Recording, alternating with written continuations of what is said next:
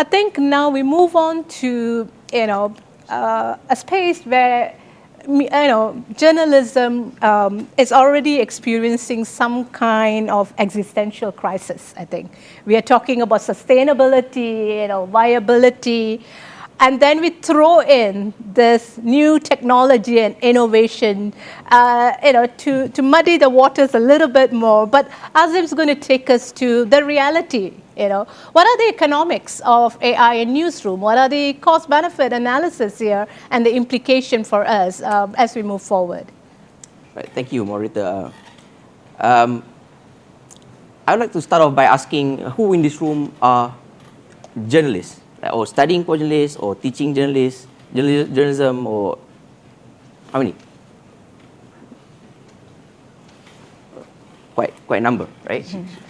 And before I begin, I want to make it very clear that my position, of course, FMT's position, and of course our position is we want to make journalism thrive. Why? Because it is important for our nation, for democracy. And whatever we do and whatever we discuss must be geared towards that. Reason why I say this is because my presentation has some elements that to me is quite scary. Okay, and I would like to begin by this movie Oppenheimer. Anybody here watch Oppenheimer? Yeah. Watch Oppenheimer?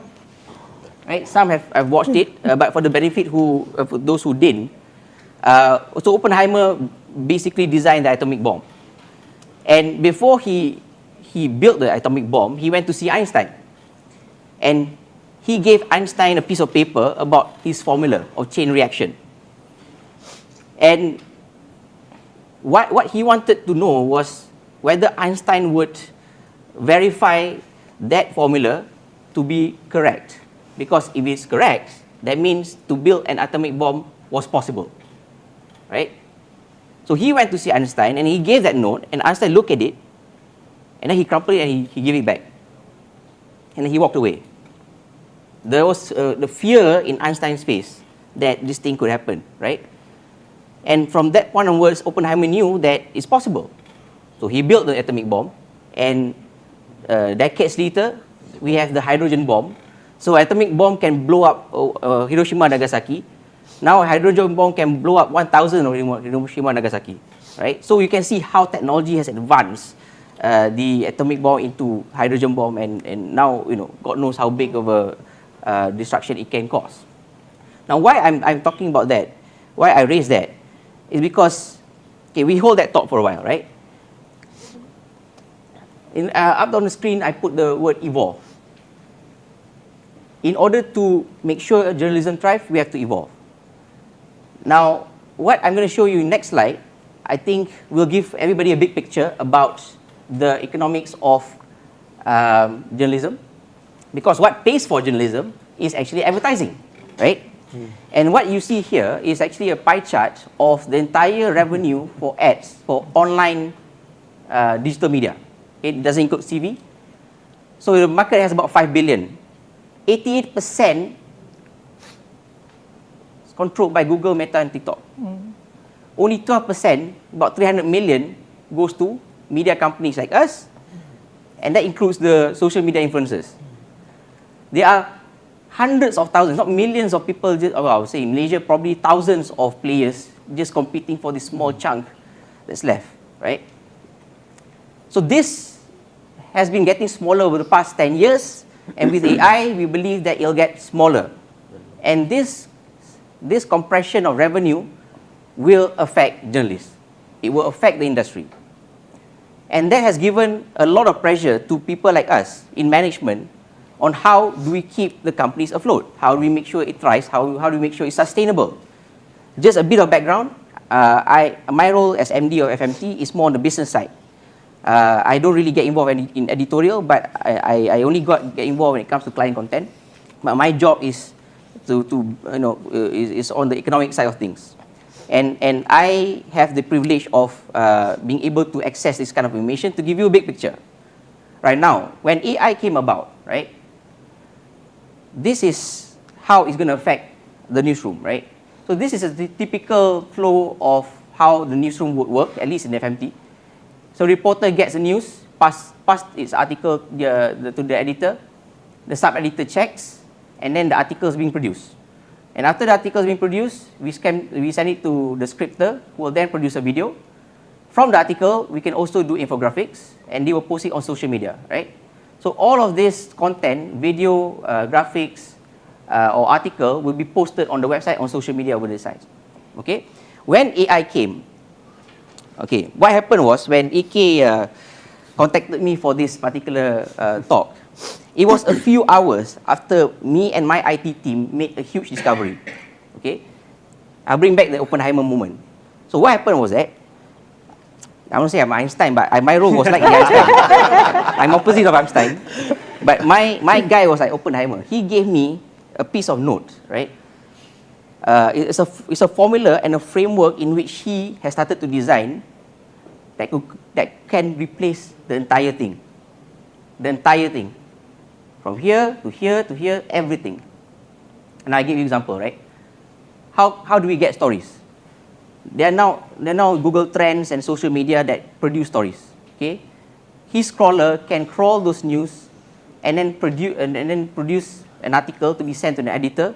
Of course, ChatGPT can sort of edit it, send it to the sub-editor, and then ChatGPT can drag the grammar, and then ChatGPT produce the article, ChatGPT produce the script, ChatGPT produce the graphic. As you know, ChatGPT 4 can generate graphics now. Sora. Sora can generate the video, and then using Hootsuite, you can automate the publishing of the whole thing. Okay, in the supply chain, how many people involved? 1, 2, 3, 4, 5, 6, 7, 8, 9, 9 in one particular story, right? With this software that he's building, he can replace 9 people. We probably need 1 or 2 just to make sure the flow is correct and verify the information, right? So when I look at it, I said, you know what? I cannot reveal this. Actually, this group is the first group I actually revealed, this discovery. And of course, there's been past discussion, up till now that AI isn't perfect and it cannot replace journalists. I totally agree. But I think it can replace a large part of it, large part of the process. That's one. Secondly, what we have been talking up till this very moment has been what's going on with AI today. According to Elon Musk, AI will be smarter than human beings by the end of next year. Actually, AI is already smarter than most human beings by now. Imagine next year what else it could turn out to be. And technology advances, right? And you look at how the atomic bomb eventually evolved into hydrogen bomb. It always gets better, right? But of course, journalism will still be needed to get the stories. But what is worrying is, although internally, even if FMT or Awani can build this, what's stopping the big tech companies from doing it? With the kind of resources, they control 88% of the revenue. They can do this like that, right? I mean, they have more resources, more programmers. I have my IT guys is less than 3. So yeah, so this is what's coming, right? Now, because revenue share is getting smaller, right-sizing media company is inevitable. That's why you see, in the news, media companies are somewhat struggling, right? The profit is dwindling because of these things. So those who fail to transform will shut down and market will consolidate. What we mean by consolidation, some brands will have to come together, be a part of the larger group, that kind of thing. But the world will always need news done by editorial teams because the integrity of information is paramount to ensure that we get the right information for the sake of our democracy. But we foresee that at this rate, only a handful of media companies per country will thrive in the long run, or at least survive. Now, I'll give you another perspective, why we say we have to evolve. Nowadays, one-person influencers can have more reach than a big media company. This is Mira Filzah. She has 7.3 million followers. There's CNA, there's Al Jazeera. CNA has 746 thousand followers. Al Jazeera has 4.6. You combine these two, you can't match her yet, right? And what kind of cost structure does Mira Filzah has in comparison to these two big companies? I think CNA, I see Radia here, probably she can advise how much CNA spend per year. I think it's in the billions. Al Jazeera would be in the billions. Mira Filzah, what? Not 0.001% of that. but brands would probably go to her because she has more reach at a small fraction of the cost, right? So we are looking at this kind of a landscape. Why I bring this is because at the end of the day, what's paying for the salaries are revenue from the ads, right? And this is the kind of dynamics that we are looking at. And why I bring this also because then media companies are faced with the pressure of finding alternatives to how we can optimize cost better, right? And AI actually provides some, well, I'll say big solution to that. So for a media company to be financially sustainable, they must run on a lean cost structure, right? A news company can actually run on a 5 to 10 people, I think 5 years from now, if they wanted to. If they want to make so much profit, they can run on 5 to 10 people if they wanted to, right? They can have 5 to maybe 7 or 8 really, really good journalists that can, do stories that are mind-blowing, that AI can't replicate. And then they will have a pretty good, decent, I would say, margin. But what kind of journalism will survive, right? We talk about what will survive would be those with compelling storytelling. Explainers, or the stories that can shape public opinion, rich lifestyle content that can build brands, not vanilla. So if a journalist is vanilla, it will be very difficult, right? You got to be sophisticated. And I just give you this particular word, influence. Now, media company may have issues with trying to make super profits, but what media company can do is to capitalize on its influence, right? Unlike a traditional business outfit or any kind of business outfit where you sell aircons, right? They can only sell aircons and try to make profit from selling aircons. But media companies, with the influence, it can build companies. It can grow a valuation of another company, although they don't make so much money themselves, right? Or they can shape or save companies from bankruptcy. Now I'll give you an example, right? So FMT was met with the E&E sector. There's a company that builds microchips, came to us saying that, oh, you know what, I don't have enough workers in my plant because of COVID, and the government had a labor law that is too stringent, that they could not get enough workers. It was so bad that even their executives on the production line, marketing executive, legal in-house counsel, have to work on the production line. And we took up the case, and then I wanted to give them a voice to say that the labor crisis is pushing Malaysia's billion ringgit in sector to breaking point, okay? And we even highlighted that executives on the production line is a wake-up call, says ex-minister. It was Datuk Seri Johari Ghani that time. So we brought in Datuk Seri Jo, the first ministerial level person to advocate about this policy. We brought in issue of labor shortage on the textile industry, the automotive, palm oil. And when we touched on palm oil, we could interview Zuraida, right? So our journalist got Zuraida to comment. She was the Ministry of Commodity at the time. And then we got Guan Eng to comment as well. Suspend yourself for 2 weeks. Guan Eng tells Saravanan, who's the Minister of Human Resource. Then when he attacked Saravanan then said Saravanan blames Kula for foreign worker shortage. Kula is his predecessor, so he attacked his predecessor. Then when Kula got attacked, then Kula attacked back. Systemic rot of worker recruitment started during BN's rule, says Kula, right? So they were like, shooting at each other. Then again, we brought in Guan Eng, wake up and deal with labor shortage. Guan Eng tells Saravanan, and put up the heat. And the nail in the coffin was when Chief Minister South said, labor crunch threatens Penang status as Silicon Valley of the East. When this thing came out, the cabinet, convened and said, we got to resolve this. And Saravanan was given 2 weeks to settle this, and within 2 weeks, he relaxed the labor laws, and the workers were able to come in. And the company which we dealt with managed to get all the workers they need. They managed to save their plant, which is worth billions, and the industry was saved. So we're talking about billion-dollar industry being saved by the things that we do here, right?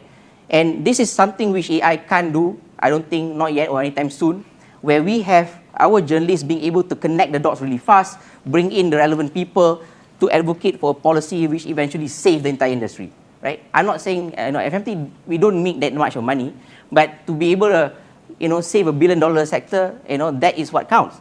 And that shows the power of media and its influence. And that is where journalists who does this kind of thing will have a bright future. The next thing is media for equity model. As I said, journalists who can build brands or build businesses,